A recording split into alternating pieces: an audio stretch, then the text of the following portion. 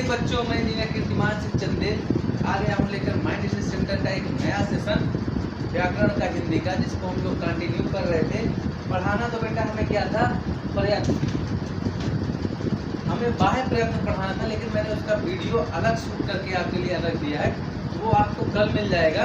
आज आप लोग देखते हैं, आज हम लोग देखते हैं क्या, आज हम लोग देखते हैं संधि।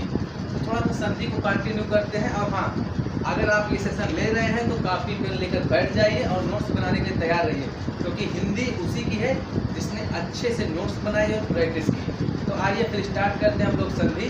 और संधि के साथ साथ आप लोगों को हम उधर हिंदी साहित्य भी करा रहे हैं, लेकिन उसके 2-4 लेक्चर मिस हो रहे हैं, तो हो सकता है कल से आपको हिंदी साहित्य का भी लेक्चर मिलने लगे। बेटा ये सेशन जो हम लेके आए हैं, इसमें आप देखते हैं क्या, संधि। तो संधि होती क्या बेटा, संधि बेसिकली होता है जोड़, मतलब कि दो अक्षरों के संयुक्त रूप को, दो अक्षरों के संयुक्त रूप को क्या कहते हैं, संधि कहते हैं।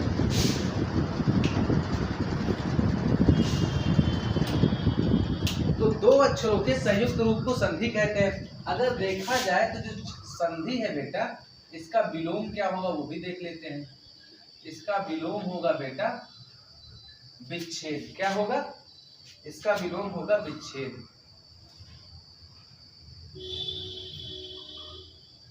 विच्छेद विलोम आप समझते हो, उल्टा शब्द, इसको क्या कहते हैं, उल्टा शब्द। उल्टा कहने का मतलब, नदी अगर पूरब से पश्चिम चल रही है तो अब हमको क्या चलाना है, पश्चिम से पूरब चलाना है।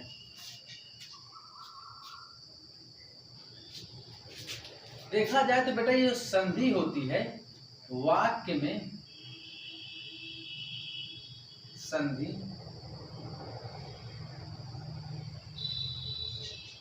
अनिवार्य ना होकर क्या होती है, ऐच्छिक होती है। क्या होती है, ऐच्छिक होती है।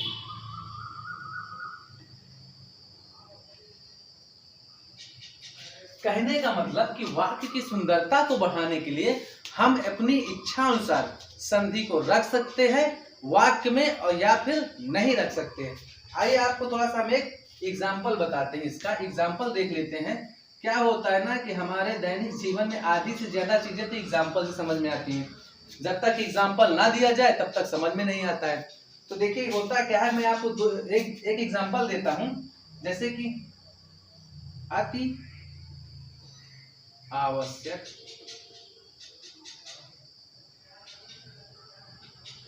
कार्य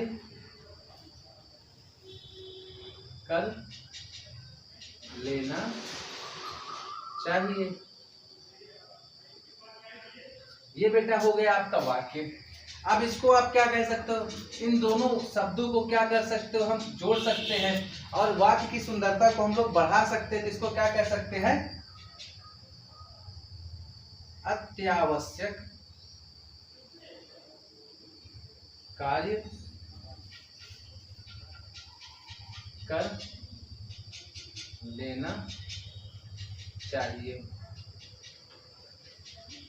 इस तरह हम लोग देखते हैं बेटा कि यहाँ पे क्या है, इस वाक्य में और इस वाक्य में एक फर्क आ गया। क्या आ गया, जहां पे हम लोग ये दो वर्ड लिख रहे थे अति आवश्यक, उसकी जगह पे हमने इन दोनों शब्द का क्या कर दिया, संधि बना दी और क्या कर दिया, अत्यावश्यक लिख दिया। तो क्या होता है कि हमें थोड़ा सा वाक्य बोलने की सुगमता और सौंदर्य वाक्य का बढ़ जाता है।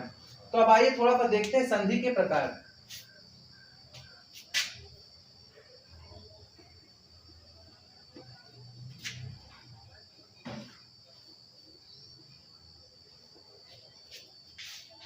ये बेटा मैनेज कर देते हैं।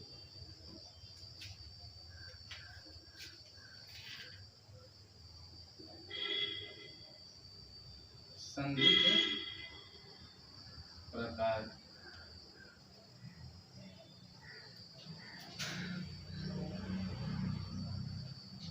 तो बेटा जो ये हमारे वर्णों के आपस में जुड़ने की जो आपस में जो जुड़ने की दशाएं हैं बेटा, वो कितनी होती हैं, 4 दशाएं होती है। जिसको हम थोड़ा सा लिख देते हैं यहाँ पे, वर्णों के जुड़ने की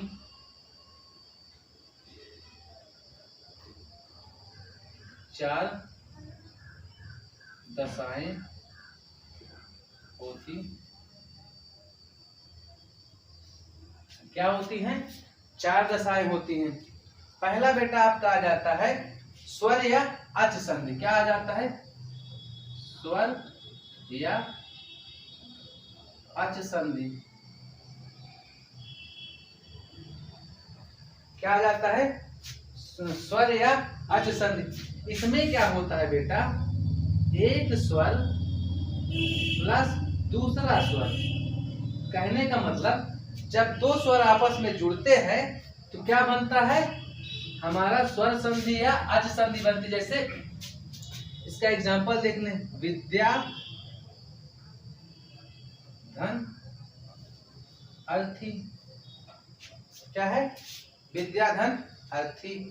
वहीं पे दूसरा क्या हो जाता है बेटा? इसका एग्जांपल यहाँ पे थोड़ा सा आप लोग देख लीजिए, बड़ा आ प्लस आ रहा है, इसलिए क्या आ रहा है? यहाँ पे स्वर संधि आ रही है। ठीक है, मतलब दोनों स्वर है जो आपस में जुड़ रहे हैं, इस वजह से इसको क्या कहेंगे? स्वर संधि कहेंगे या फिर अच संधि कहेंगे। ठीक है, वहीं पे देख लेते हैं बेटा दूसरा क्या है? व्यंजन संधि। व्यंजन या फिर इसको बेटा दूसरा क्या है हमारे पास? पहला तो हो गया स्वर संधि, दूसरा क्या हो गया? व्यंजन संधि। इसको बेटा कहते हैं हल संधि कहते हैं। क्या कहते हैं? हल संधि भी कहते हैं। इसका भी एक एग्जांपल देख लेते हैं हम लोग। क्या देख लेते हैं? उदाहरण देख लेते हैं।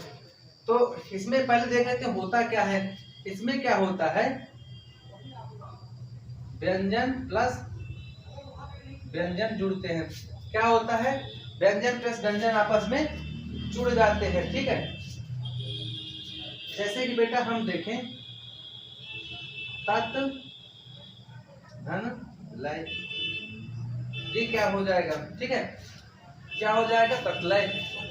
तो ये बेटा एक एग्जांपल हो गया इसका। ठीक है, रूप है इनका। क्या है? तीसरा जुड़ने का रूप है वो क्या है? वो इसी व्यंजन के फॉर्म से निकल के आता है। क्या आता है?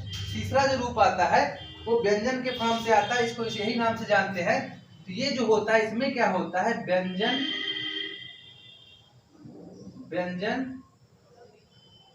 प्लस स्वर क्या बना देता है? ये बना देता है तीसरा फॉर्म।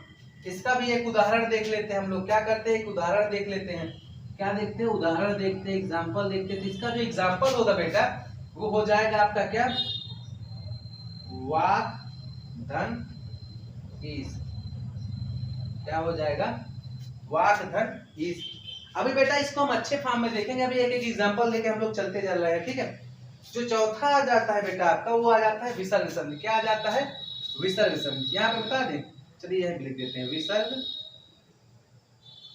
संधि।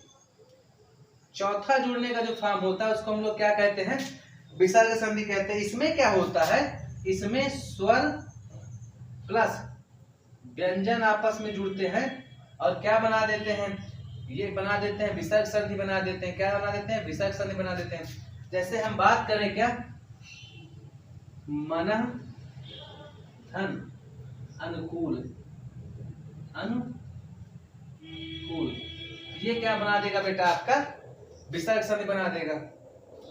एक और एग्जांपल देख लें, जैसे क्या होता है? तपह धन वल। ठीक है, तो ये क्या बना देगा? विसर्ग संधि बना देगा। तो आइए थोड़ा सा इसको देखते हैं। जब क्या हुआ हो, जब संधि शब्द दिया है तो उसके आधार पर देखते हैं क्या होता है।